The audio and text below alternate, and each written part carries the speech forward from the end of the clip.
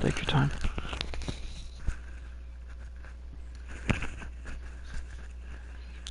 She's purring.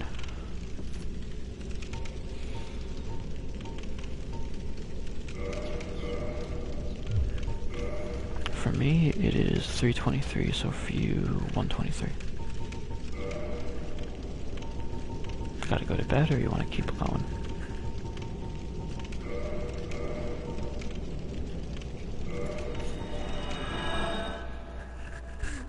I try to push 4 to 5 a.m. every night I can. Anyway, seriously, let me know when you're watching and ready. Oh, you are? Alright, good. Let's see, this is gonna be a lengthy sort of trip.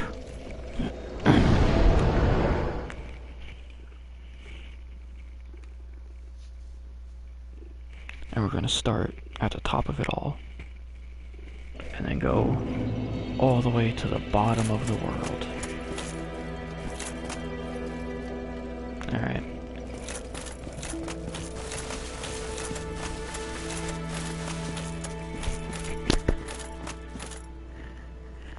See that tree? Not 100% certain, but I think that is the arc tree. I think it's the top of the arc tree.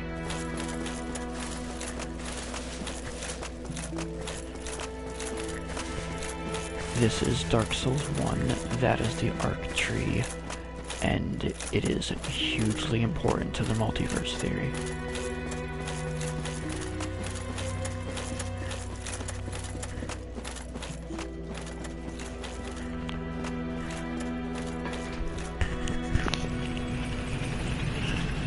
You know, I'm not sure if the Dark Souls is going with Elden Ring, because I think the Earth Tree is something else. But this ties in with a Dark Souls multiverse theory that I've become quite fond of.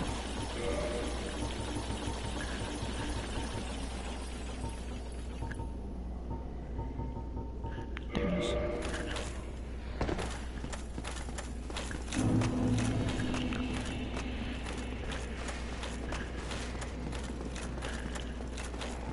Where's the door that I'm looking for? Is this one? Yep.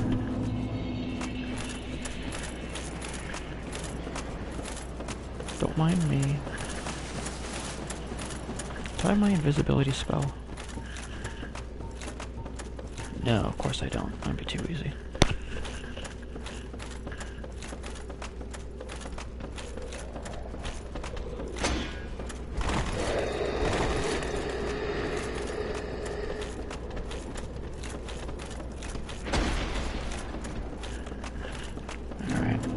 This is low.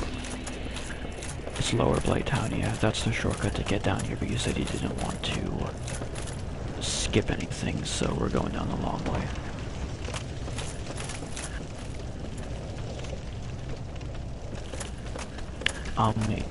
Since you started off with Factory of Drake, into the Drake to use the key to open, and I'm pretty sure you get the key in here, but the Mr. Key lets you, get...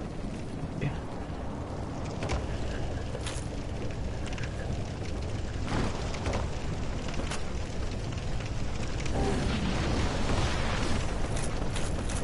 Yeah, I guess there's really nothing here on the top. And then go back later on your own for any items or spells that you missed.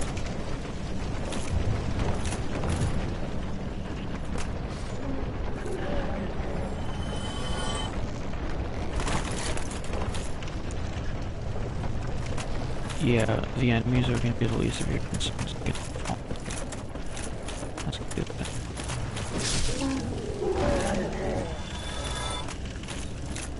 You'll fall. I promise you, you're gonna fuck up a jump and fall. Anyway, pay attention.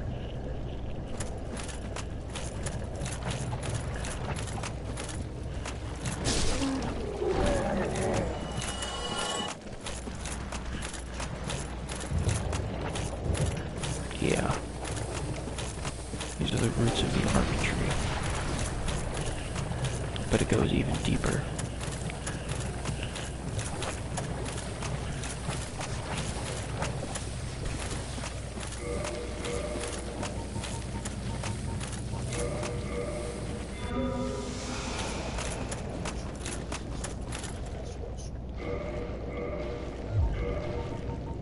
This one, that's literally why I put it on. It makes so that you run normal speed in water. You don't have it. So they're gonna be right here.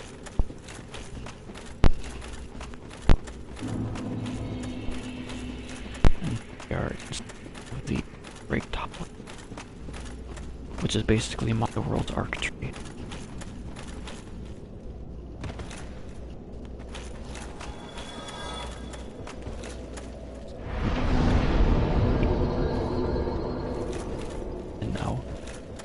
Yes. Now, this is a completely opposite.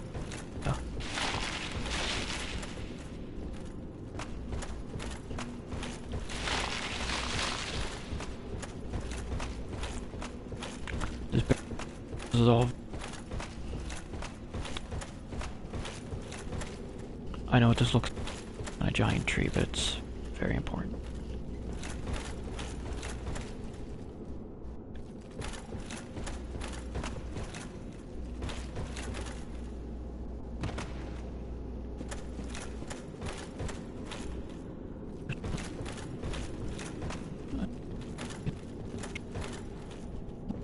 What are you doing?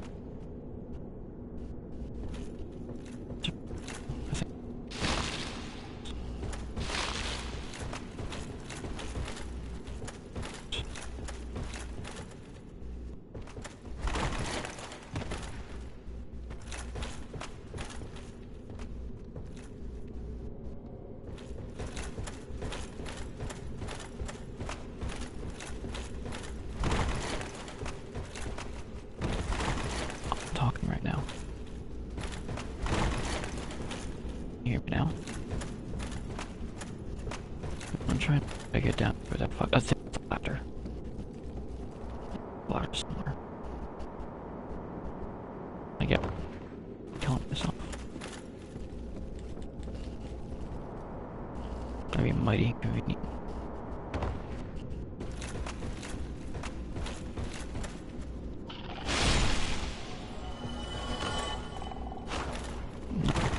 First today, boys, alright.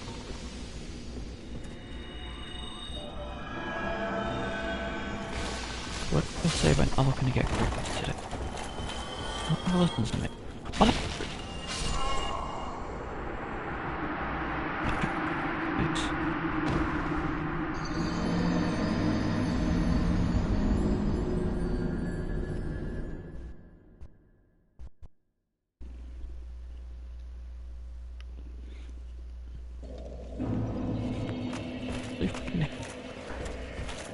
I don't even want to. Please. But I can get more. I have to go one soul.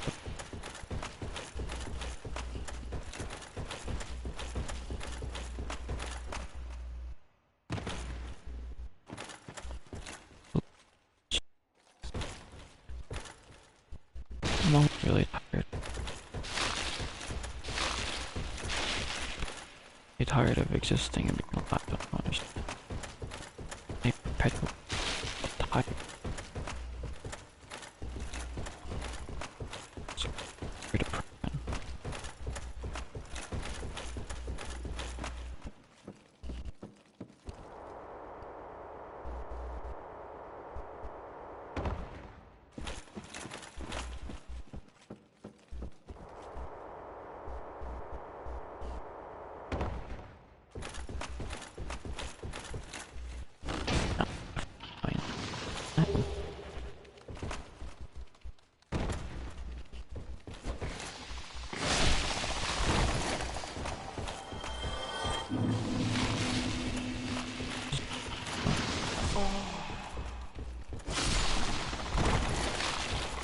not today.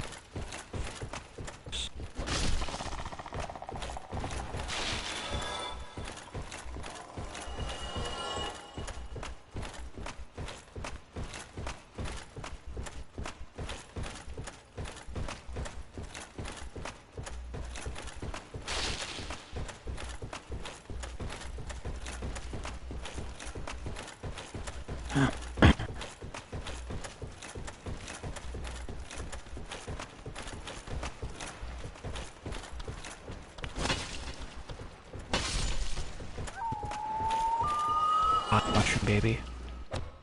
Die.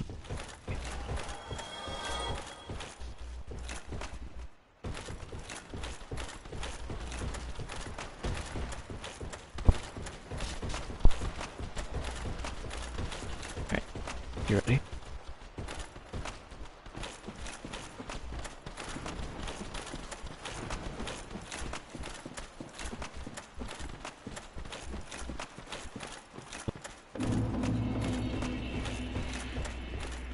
Now tell me, what do you see surrounding us? What? No. There you go. You want to guess what those are?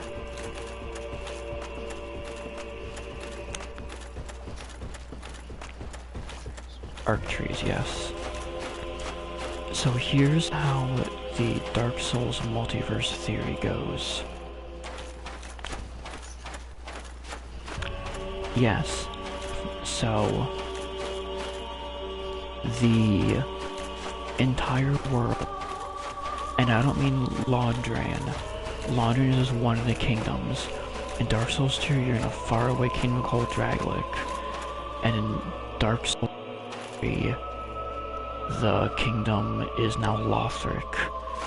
I'm talking about the entire world of my Dark Souls, not yours, mine. On the tree. And every single tree is another person's game, another person's world. Actually, here, this that binds all the worlds together. Before thing, dragons ruled over everything until I guess it would have been humans back then fought back, or just people, beings, whatever. They used the power of the first flame, that is what you're rekindling in this one, to light the spark for humanity and fight back against dragons. And one up once by telling them what the weakness of the dragons would be, and that's lightning. So that's why pyromancy is a big deal, because flame, that's what the bonfires are. That's what the first flame is, the original bonfire that started it all, and why lightning magic is a big deal, because that was the weakness of all the dragons.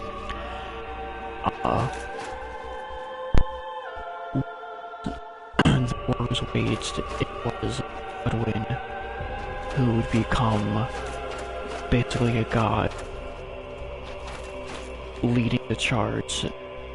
His allies were Nito, one of the, whoever the main Witch of Izalith was, and Seath the Scaleless, who was the traitor dragon. When it was all said and done, and they used the first flame and their lightning magic to defeat the dragons, they each took a piece of what was the Dark Soul.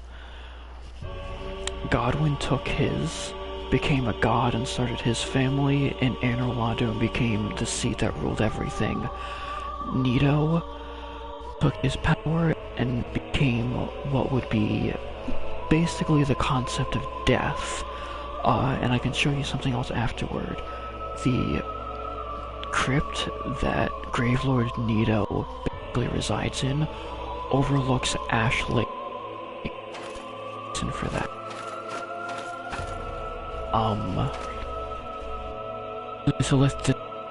And then there was another one the pygmy, and I think the pygmy's use of the Dark Soul was creating humanity, like humankind, starting that.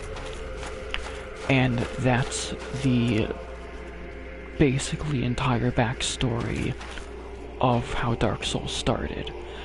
And the War of the Dragons, with all the fire and everything, was waged here. Basically,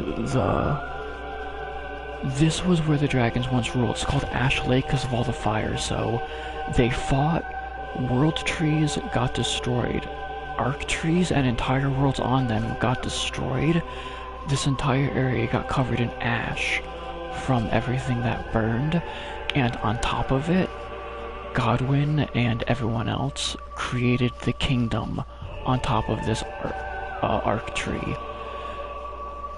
And that happened on all these trees. So like, let's just say this tree, for example, is yours. That tree is someone else's, and that tree is someone else's. And this base here is a nexus that connects them.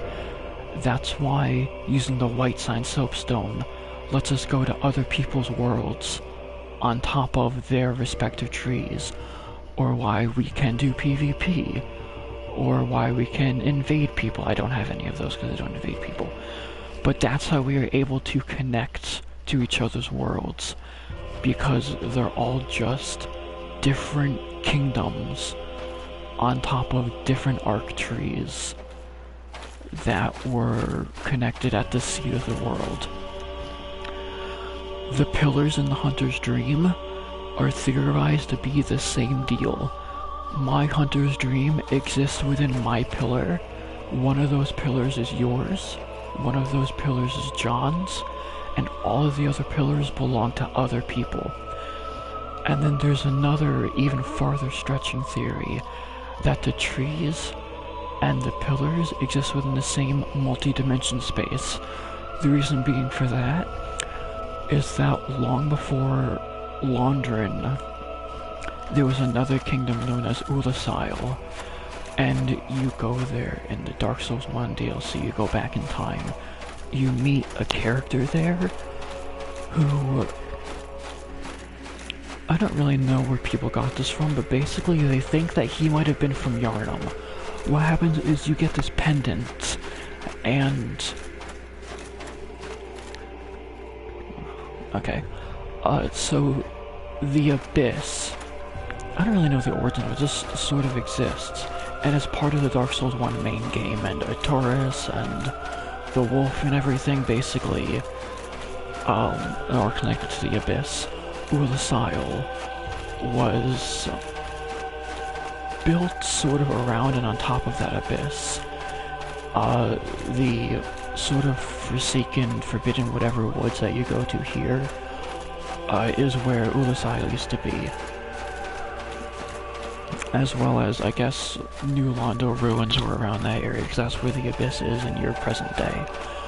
But the Abyss is where you go in the DLC for Dark Souls 1, so I forget what his name is, but he's basically like the first human that existed within the Abyss. Pulls you back in time because you have his pendant, and he's transcending time to try and get it back. And there's a theory that Chester, is his name, was also pulled back in time to Oolacile, and that was pulled from Yharnam, which is what would tie the arc trees and the pillars in the Hunter's Dream into being part of the same multiverse panel. So all of these arc trees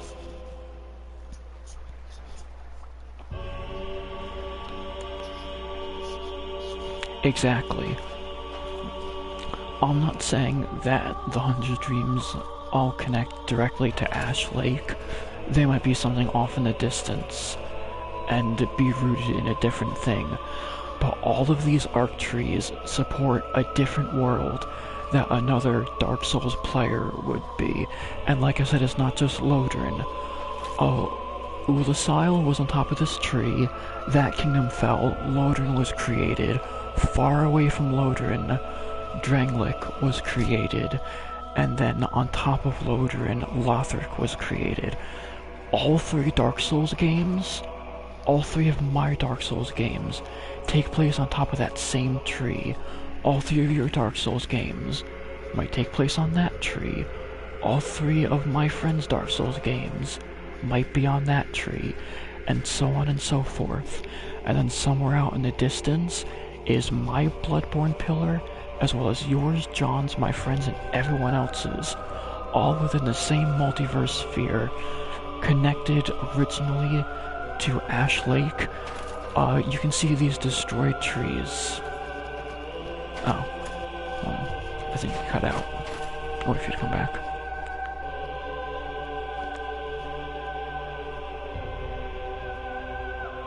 Just say something when you're back. I don't know when you're gonna be here.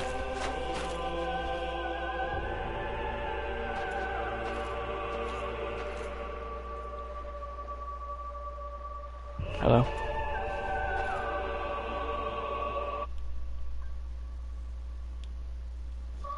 Oh, you straight up. Oh, but you left. Alright, I'll just continue the video, you can watch it. So you see these destroyed trees. These are examples of the destroyed Arc trees that were burned down during the War with the Dragons that created all the ash in Ash Lake. And now there's a reason why Gravelord Nito set his crypt within view of Ash Lake. And that reason is being the dragons that you fight throughout Dark Souls 1 as bosses, or the Red Dragon, or in Dark Souls 2 and 3 as bosses, or just inconveniences. Those are just lesser dragons that survive from the war. But here, within the remnants of the Old Dragon Kingdom, resides one of the true immortal dragons of the Old Age, and that is this, the Everlasting Dragon, who is actually unkillable. He does drop a weapon for cutting off his tail. You just come back here, lob it off, you get the weapon, it regenerates, he doesn't die, and he doesn't become hostile. This is quite possibly the last of the Everlasting Dragons from the Old Dragon War that was fought between Godwyn and Everlasting Dragons. Lightning was their weakness, so that's how they were killed. This one managed to survive, and so Gravelord Nito set up his crypt within view so we could forever watch over Ash Lake and the Seat of the Arc Trees to make sure that this dragon didn't try to do anything. And that is the whole multiverse theory of all of the Dark Souls games, people's games being connected, and their connection to Bloodborne. And as a treat,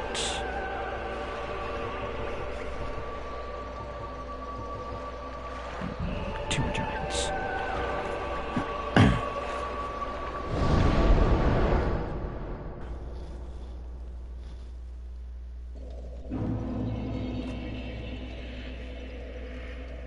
You left the party, that's why you can't hear.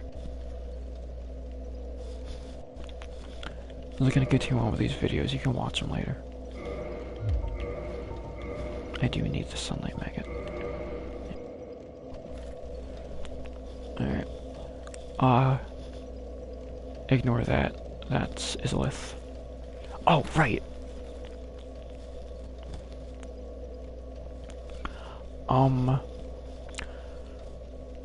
Well, that sort of ties into how this game goes, not really the multiverse theory, so I won't get into the Witches of Izalith, or the Kindling of the First Flame. All you really need to know is the War with the Dragons, the significance of the First Flame, and the origins of Ash Lake and the Arc Trees. See that sliver of light over there? That's where we're headed. Sadly, we got a fight there, and I really hate the track.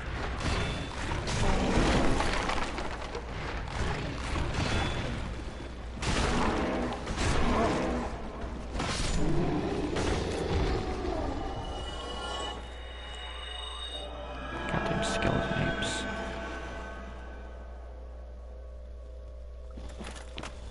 Oh.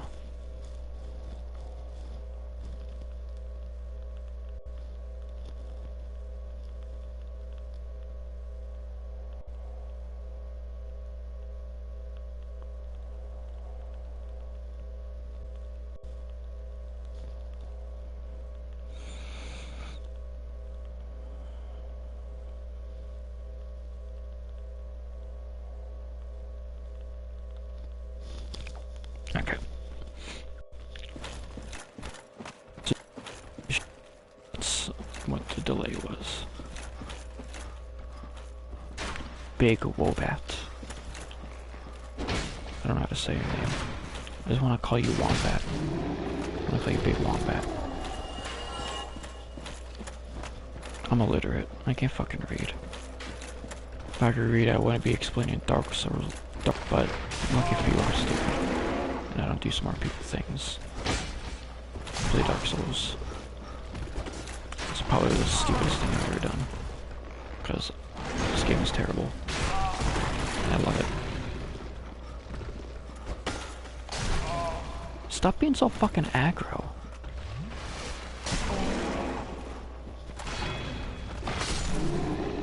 Bitch ass motherfucker.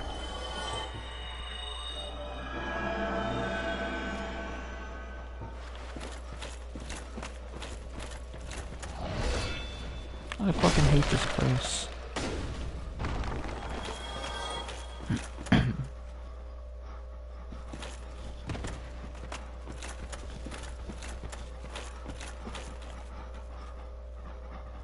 Alright, fuck this shit. I ain't playing around no more, bitch. Yeah. Ain't playing around no more, bitch.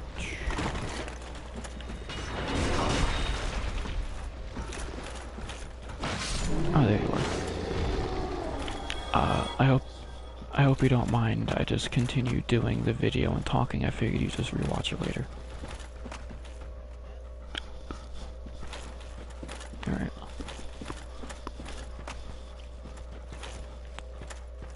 Hopefully you're not too lost with whatever little bit you missed.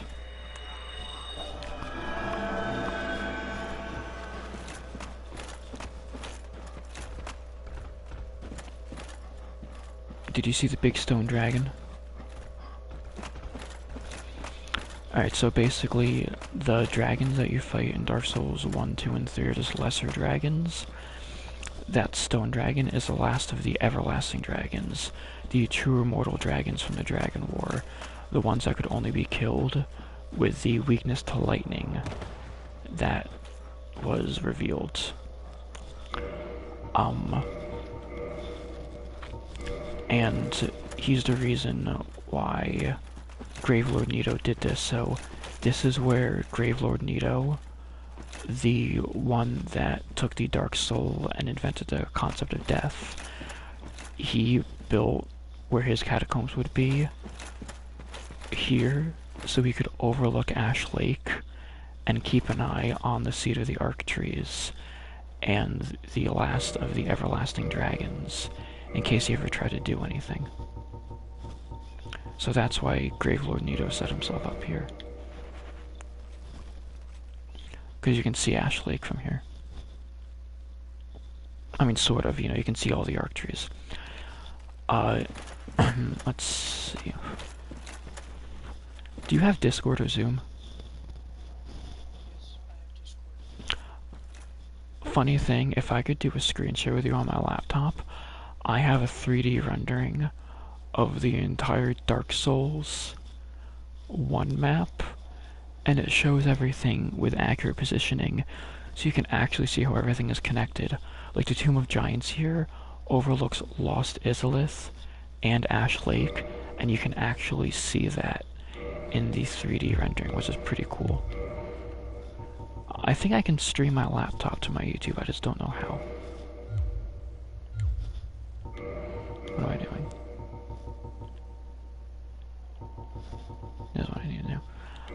But yeah. So that's pretty much explains everything about the multiverse theory with the arc trees, all of our different games, their connection to Bloodborne, and a little bit extra for why Nito was set up here. Because he wanted to watch over the ancient battlefield against the dragons. A little bit of extra stuff, I guess. The first flame was used to start the Kingdom of Lodrin, Anor Londo, Gwyn and his family and all that. The first flame started to dwindle out, though, and that would usher in the Age of Darkness.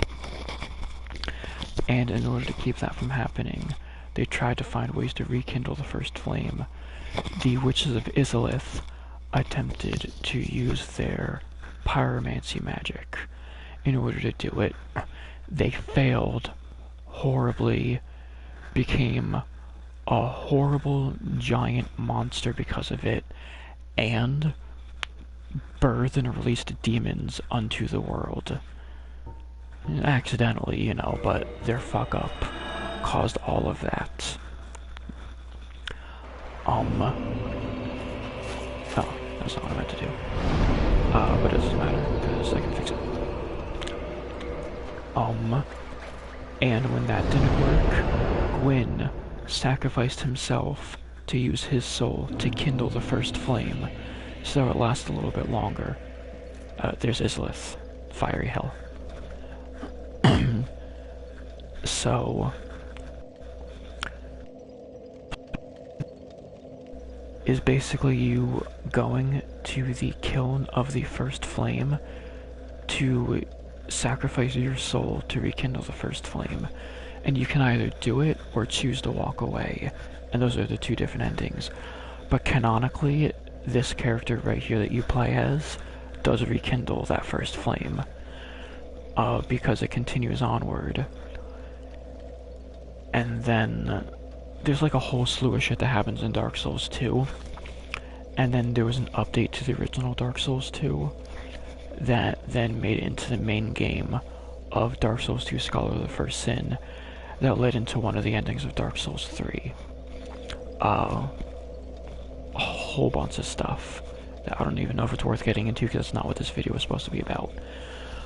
But when Gwyn kindled the first flame, I believe that is what led to the undead curse that created hollows that couldn't die and would eventually go hollow, losing themselves and just becoming zombies. Always scraping up for scraps of humanity to try and regain hints of their former self. In Dark Souls 2, the undead curse is defined even more because there are promises that there was a cure for it in the Kingdom of Drangleic, which was a lie, but we'll get into that another time. And you see characters going there, slowly losing themselves, trying to find a cure.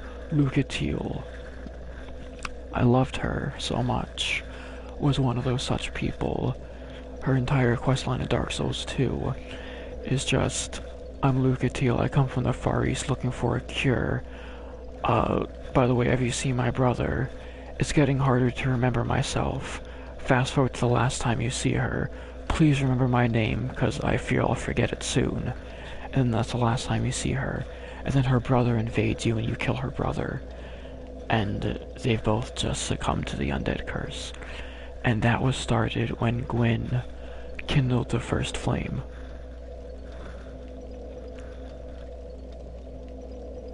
And I know that has nothing to do with the multiverse theory, but that just ties in everything that happened at Ash Lake and what started. I spend, every now and then I'll just spend like a week poring over like 10 tabs open on my laptop of various Dark Souls lore, and I'll just absorb it all and do my best to interpret it. It is a lot. But yeah, that's basically the multiverse of Ash Lake and how it ties in with the Bloodborne games as well. Chester. Where would he be? will assail. I'm just gonna say township because I don't know where else it would be. I technically haven't completed the Dark Souls 1 DLC on this character. You get an alternate cutscene with one of the main game bosses if you do the DLC first. It's very sad. Yeah, you have to kill a wolf to get Arturus' ring to go into the abyss. And you can find that wolf as a puppy here because you're back in the past. Arturus loses himself to the abyss and you actually fight him here. And then you find his puppy wolf deep down to the abyss. If you meet the puppy and save him there, when you go to fight him, as part of the story, he'll actually pounce you, then sniff you, realize he recognizes you, then be sad that he has to kill you. And people say the boss fight is sad just because the dog is sad that he has to kill you. This is Chester. This is the character that people say is from Yharnam. Probably because of his coat and his top hat and just the way that he talks. Let me guess. Snatched by a shadowy limb and dragged off to the past. I guess I've never... That's fine. I guess I've never talked to him before. May as well do it now. Yes, of course. Exactly what happened to me. We are both strangers in this strange land. But at least now there are two of us. Hold on. Did you really slay? I'd heard the Abyss found him first. That's yes. This is the guy that people say is from So Yharnam. long. This is why people think that he was pulled from Yharnam, and why Yharnam and the Dark Souls universe. Exactly. And he says he was also pulled from the future into here, and to some of the other things he says, people think that he was pulled from Yharnam. Which is why people think that the Dark Souls multiverse and the Bloodborne multiverse share a multiverse, basically. They don't exist, you know, in the same world, but from... So, like, my world, my Dark Souls world, my Arc Tree, and my Hunter's Dream. Anyway, if you go through here and meet before you fight him as a main, he'll pounce you, sniff you, realize he recognizes you, then be sad that he has to fight you. But he still fights you anyway. He doesn't want anyone else being lost to the abyss. The only reason he fights you in the first place is because Knight, his old owner, lost himself to the abyss, and with of his string, the wolf companion and his great sword out of the abyss to save them. And the wolf wields his great sword, guards his ring that would protect him from the abyss, so as to not allow anyone else to make the same mistake of plunging in there. So not only is he trying to protect you as a stranger, but when he sniffs you and realizes he recognizes you, he's like, this is my old friend, and it pains me to do this, but I have to slay him to keep him from making the same mistake my old master did. So, people say the whole thing is a tragedy. Me, I just sort of beat the shit out of him and don't feel anything about it. He's a big wolf. I like cats more. If it was a giant cat, I'd be sad. If it was a giant cat, I probably would have stopped playing this game instead of fight that boss.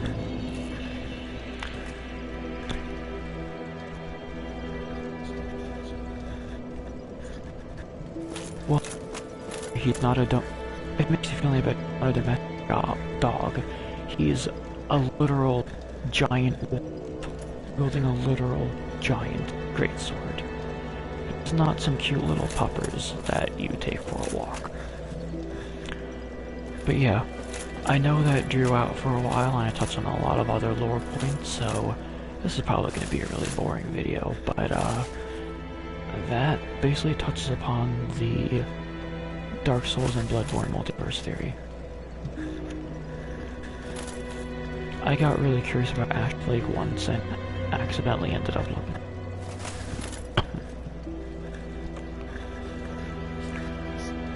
I will answer.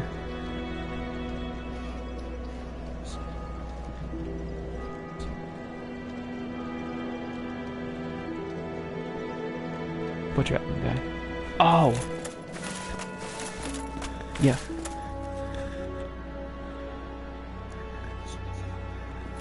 He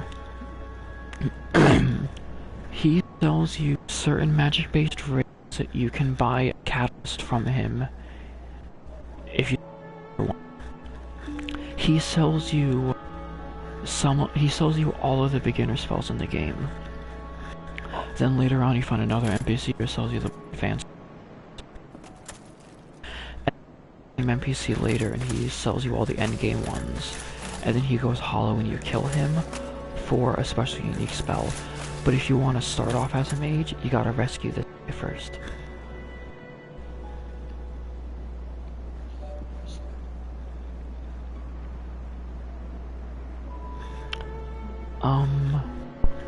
Well, this was supposed to just be a lore video, but why not? Let me think about this though. I guess it doesn't really matter.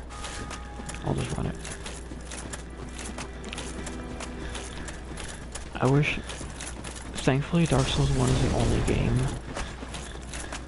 You can teleport from any bonfire, but there are only some bonfires you can teleport to, which is annoying, because that means you gotta do a lot of running around, when they could have just allowed me to teleport to a specific bonfire. Real pain in the ass.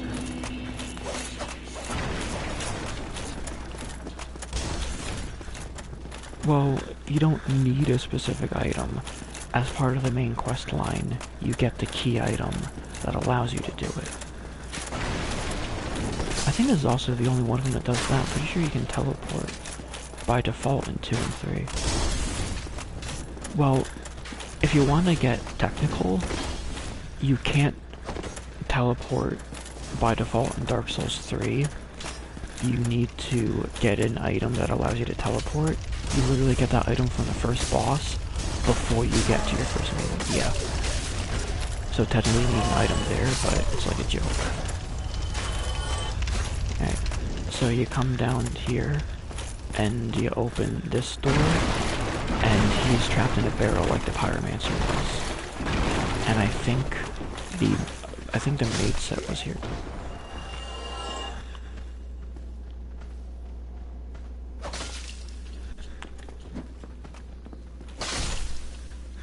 Okay.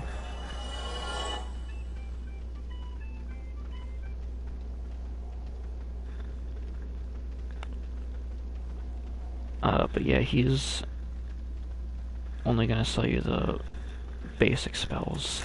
For the more advanced stuff, yeah, you're pretty close to Big Hat Logan. After you beat the Spider Lady, you go into Sen's Fortress. That's where Big Hat Logan. That's where you can get like the Soul Spears.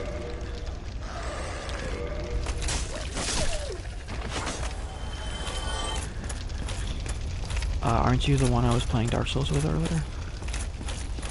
Yes, I'm talking about you. You ring the second bell at the bottom of Blighttown after you beat the spider boss lady. She's one of the Izalith witches.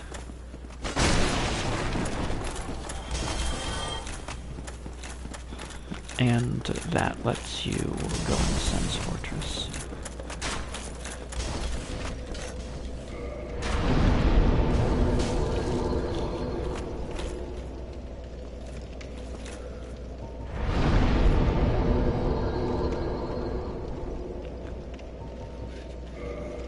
Are you gonna go to bed?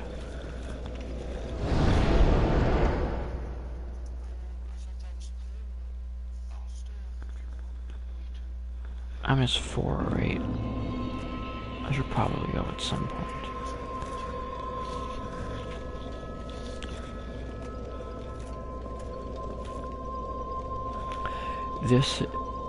that witch's ring that I said you could start as, and if you don't start with it, the only way to get it is to give up this, but this is like invaluable, because if you don't use this, then you need to use a lantern that takes up one of your hand slots, which is a huge waste. That ring lets you talk to her. Otherwise, she doesn't say anything.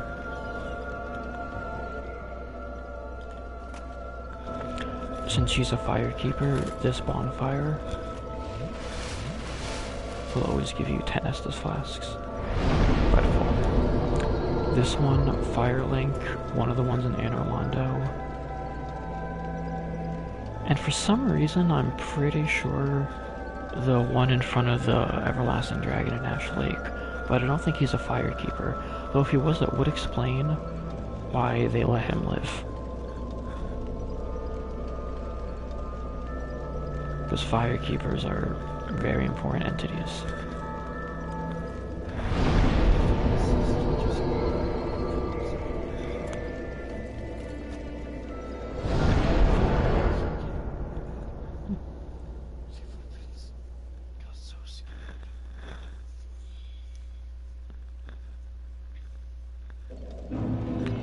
I'm not sure what else there is to say. I could go on and on about more Dark Souls lore and history, but that's mostly just wanted to cover the multiverse shit.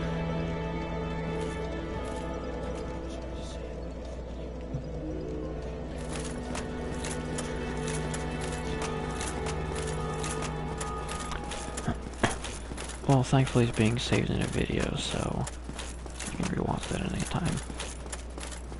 Here's something else you might find useful. This is the elevator that leads up to the Undead Parish that I told you about. But I figured if this is a roller jump, I think this would be a roller. I found this out by accident, just so you know, I didn't look this up. I was fucking around, and I legit picked this up. So, props to me. The Northern Undead Asylum, when you first start the game, you need to go back there for a few things. No, you just, yeah, curl up like a ball. That brings you back to the Northern Undead Asylum.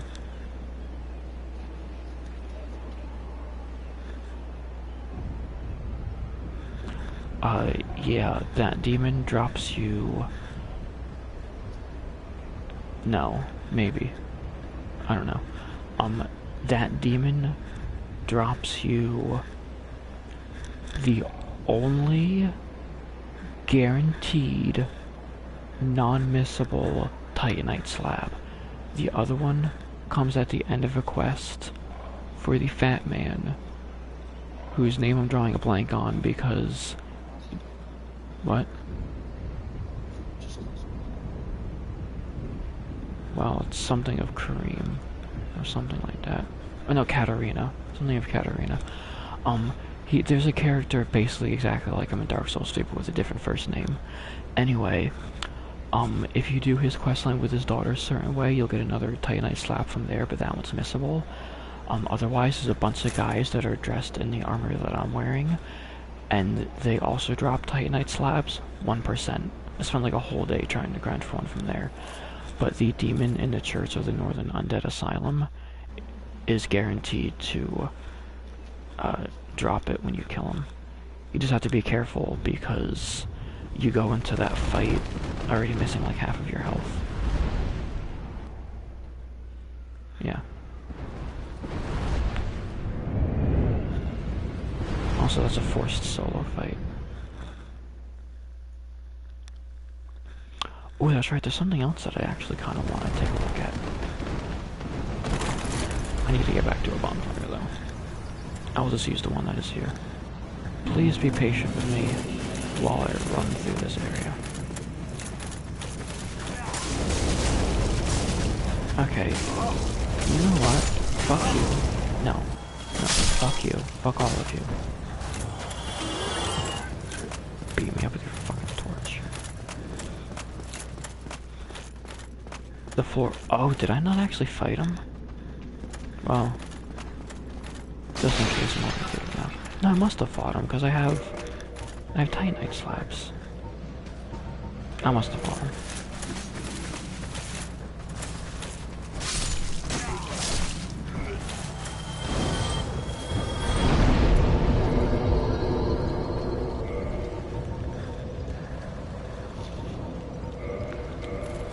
I want to see something else real quick and then I guess that's it.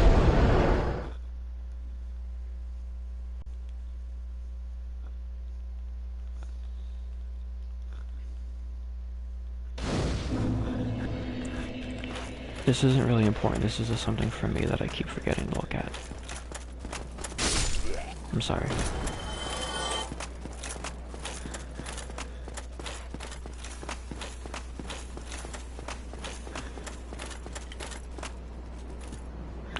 Oh yeah, you really can see it.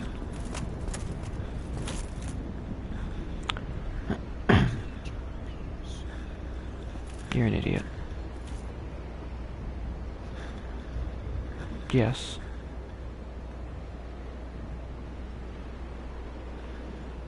Hold on, let me think.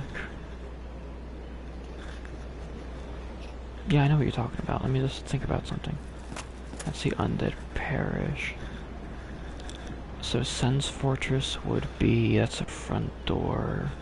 Go behind and make a right. So Sen's Fortress would be somewhere behind there in the mountain. You fly up. That's the Duke Archive. Over that castle wall up there is Anne Orlando. And you can see the Duke Archive Tower from here, which is something that I didn't notice until I was watching a YouTuber go outside of the map. And even then I was like, there's no way that's what that can be, but yeah, crazy enough, you can actually see part of the Duke's Archive from out here.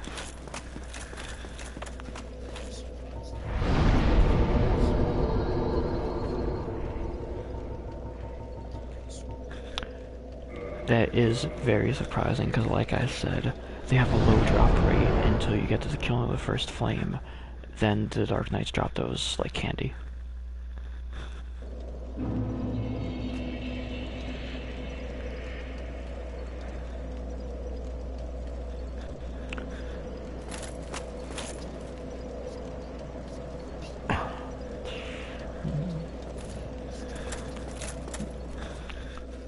There are no windows that lead outside of you. No, there is one ridge line where I can kind of see outside of the tower.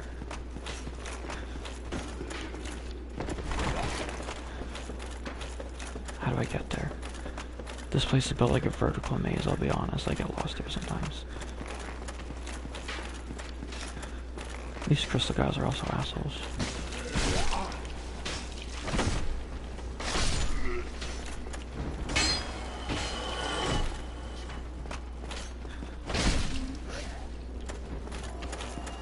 Yeah. You take a lot of damage sometimes. Yeah. Do your hanky-dinky-doinky dance. Here we go, here's the ridge line.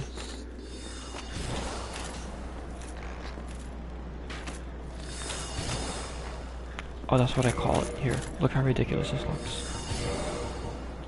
This is what me and my friend's joke is. That's the hinga dinga doiga dance. Because you look so fucking stupid doing it, so I had to give it a stupid name. So it's the hinga dinga doiga spear. You can get one of these in Dark Souls 2, but not in Dark Souls 3. Disgusts me.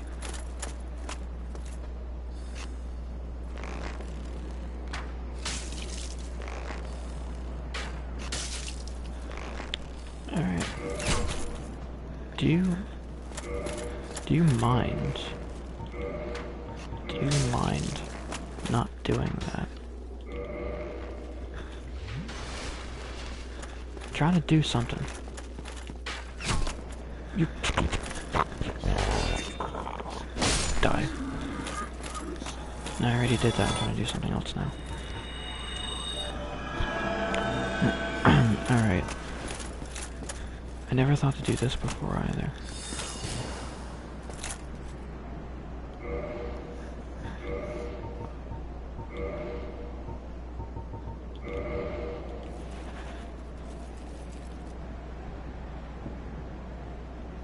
That looks like Undead Burg to me, huh?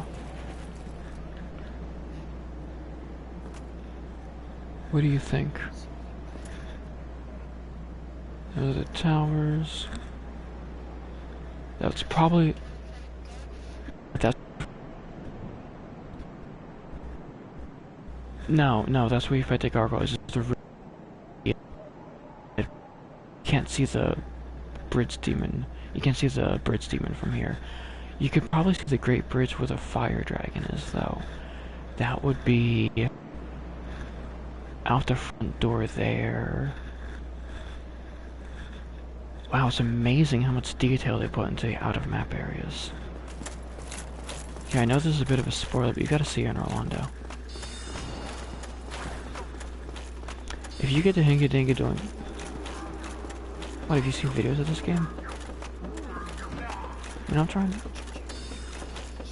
I'm trying to show you all... I'm trying to show you cool shit. You've already seen everything in this game.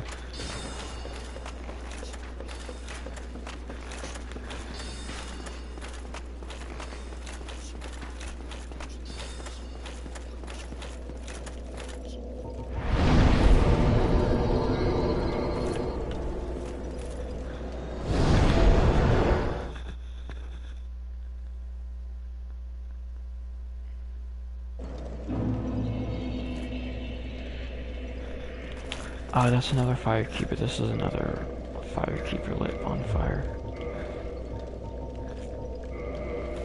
Let me get my ass this one. The Duke's Archive Tower is this way. We might be able to see it from here. Yep, see? That's the tower. You can see that from Undead Burg. Unbelievable. And then you can see Undead Burg. That's the roof of the parish from there.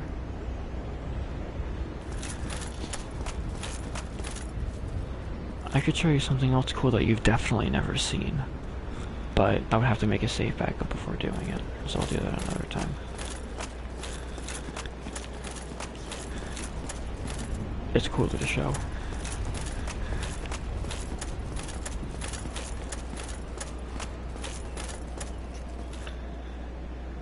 No, I don't know how to do glitches like that. I'm just thinking about something else.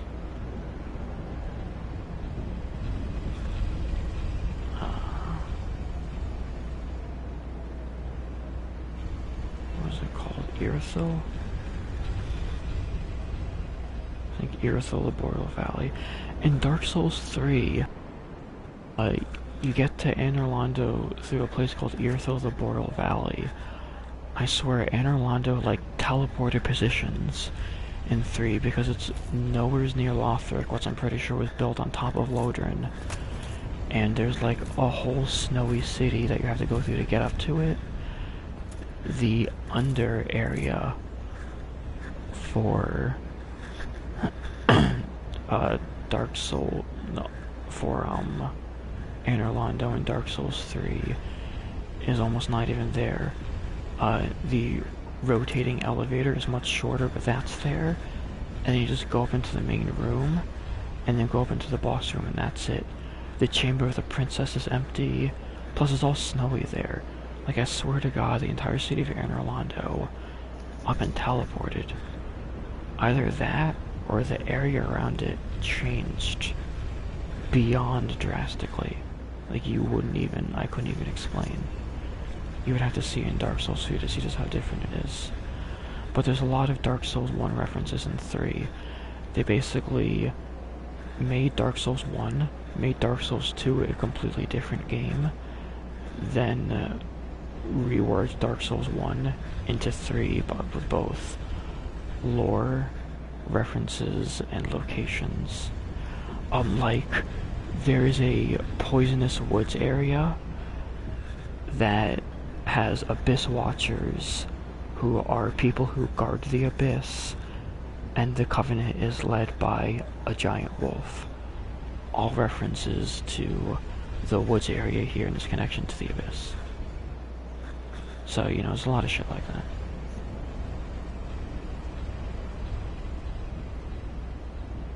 Anyway. I guess that's enough for tonight. This video is already dragged.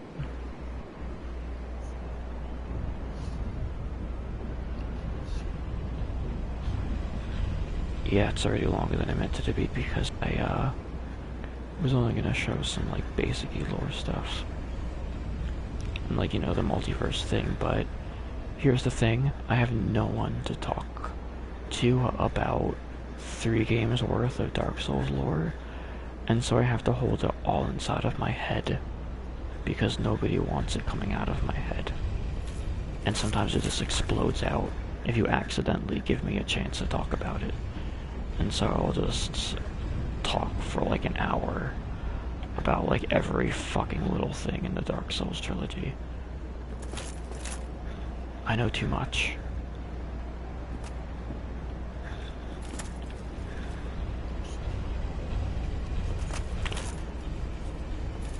A bit too much. I think I just was like, because they're very vague about their lore, and so I started looking up one thing and then another thing, and then I got curious about Ash Lake, and so I learned about a whole fucking multiverse theory, and I was like, well fuck it, I don't know what this whole game's deal is, so I'm just gonna Google the entire Dark Souls lore explained, and then I found about like primordial shit that I would have never known about just playing the face value of the games.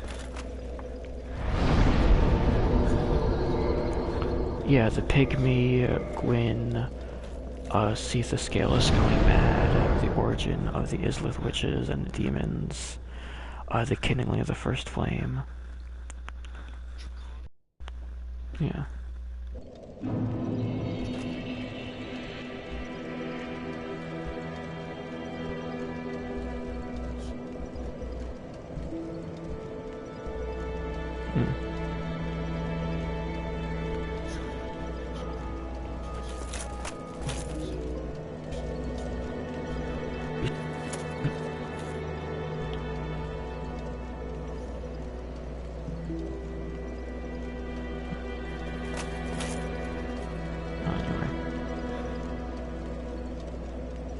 What else? We'll continue this conversation another time. I'm always up to field questions about Dark Souls lore, though. Yeah. I like talking about it.